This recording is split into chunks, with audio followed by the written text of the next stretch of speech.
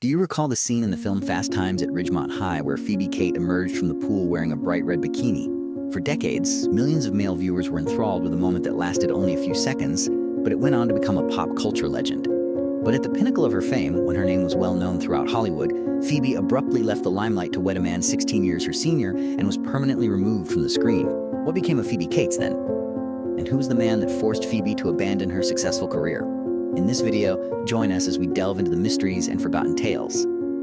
Born in New York City on July 16, 1963, Phoebe Cates was raised in a household with a strong musical background. Her father, Joseph Cates, is regarded as a pioneer in American television and a well-known Broadway producer of music. Lily Cates, her mother, was an actress with a delicate, reserved Asian beauty. From a very young age, Phoebe's interest was fostered by both of her parents' artistic careers. But Phoebe's foray into the realm of art started with fashion rather than film. She started modeling at a very young age, making appearances in numerous adolescent magazines and creating an immediate impression with her unadulterated beauty and pure. However, beneath those flawless pictures was a rising sense of monotony and weariness rather than a blazing passion. Even Phoebe acknowledged that modeling eventually got boring. She was no longer able to express herself there. Instead, it was more of a duty and a means of making money than a genuine artistic endeavor. Phoebe quickly moved away from glitzy magazine covers to pursue a more profound goal of becoming a ballet dancer, as she was unable to truly enjoy modeling. This was not an impetuous choice, rather it was motivated by such a strong enthusiasm that she was unaffected by the concerns and objections of her family. Phoebe believed she had achieved her childhood dream when she was awarded a scholarship to the School of American Ballet, but life did not go as planned. 4 years later, at the age of 14, she was involved in a terrible accident that ended her ballet career with a permanent knee damage. Phoebe had to abandon the route she previously thought was her destiny since she could no longer dance.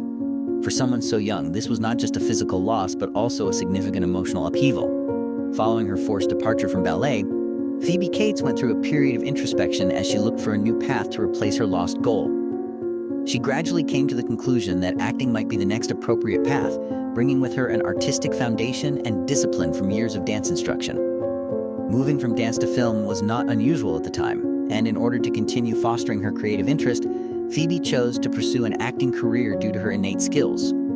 Following an audition in New York City, Phoebe Cates received an offer for her first role in the movie Paradise. It appeared to be a golden doorway opening for her career, but it also signaled the start of extremely difficult and emotionally taxing experiences in. She was still rather young when she accepted the offer, so she wasn't entirely ready for the daring requirements of the part, particularly the nude sequences. Her reluctance made perfect sense.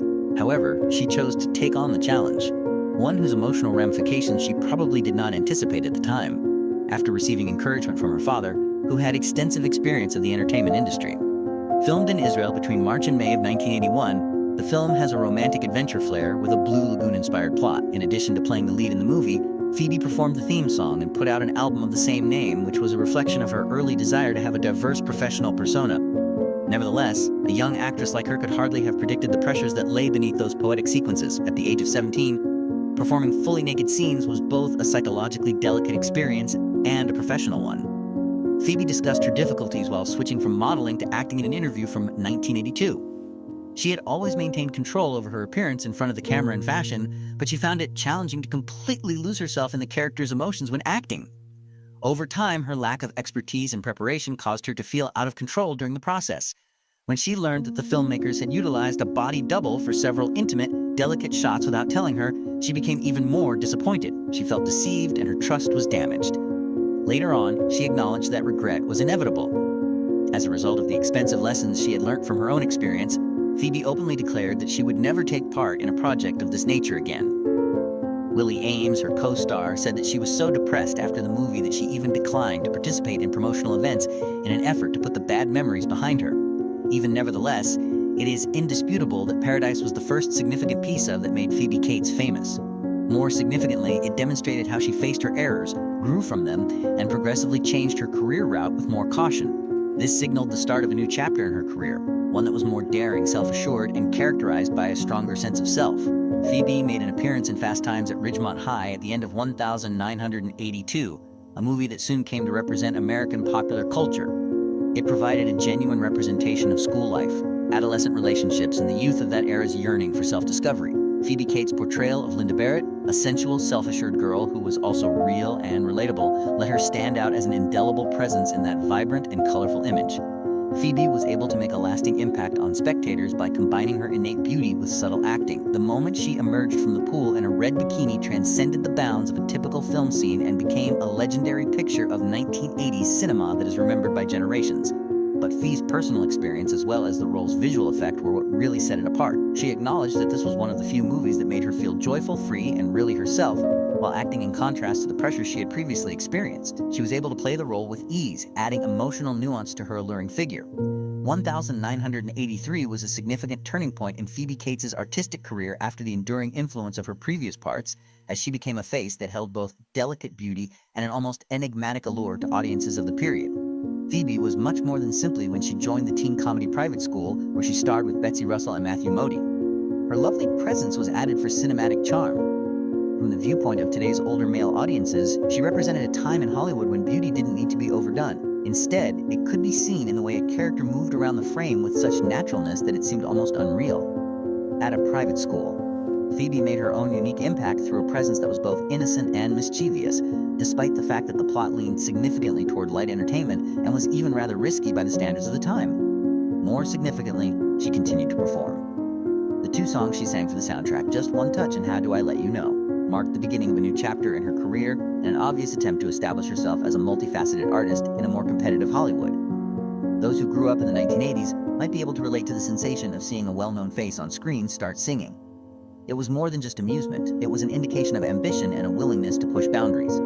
But Phoebe's career might have gone in a very different direction if she had merely been seen as a beauty idol in teen movies.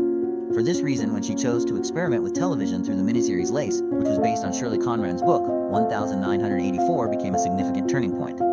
Television at the time was not regarded as prestigious as film, especially for up-and-coming performers, thus this was not only a calculated move but also a professional risk. However, this choice exposed a distinct aspect of Phoebe Cates, one that was more profound, brave, and prepared to assume roles with intricate psychological depth. Phoebe had to leave behind her accustomed persona and enter an emotionally turbulent inner world in the part of Lily, a movie star carrying resentment, suffering, and untold secrets. Many were taken aback by her conscious decision to forego reading the original work in favor of, which may have given the impression that any other performer was ill-prepared. However, for Phoebe, it served as a means of maintaining her character's freedom from preconceptions, enabling her to develop Lily based on intuition and subjective feeling. It's possible that this very audacity produced such an unforgettable performance, serving as a reminder that art isn't necessarily about according to rules, but rather about defying them. The iconic line, "Which one of you is my mother?" cannot be overlooked. TV Guide ranked this remark one of the most memorable lines in television history, and it moved beyond the movie itself to become a cultural icon. That line not only shocked many older male viewers, but it also brought to mind a very real sense of familial strife and unspoken secrets. Phoebe experienced emotional depths that few had anticipated from her thanks to Lily. One thing becomes evident at this point.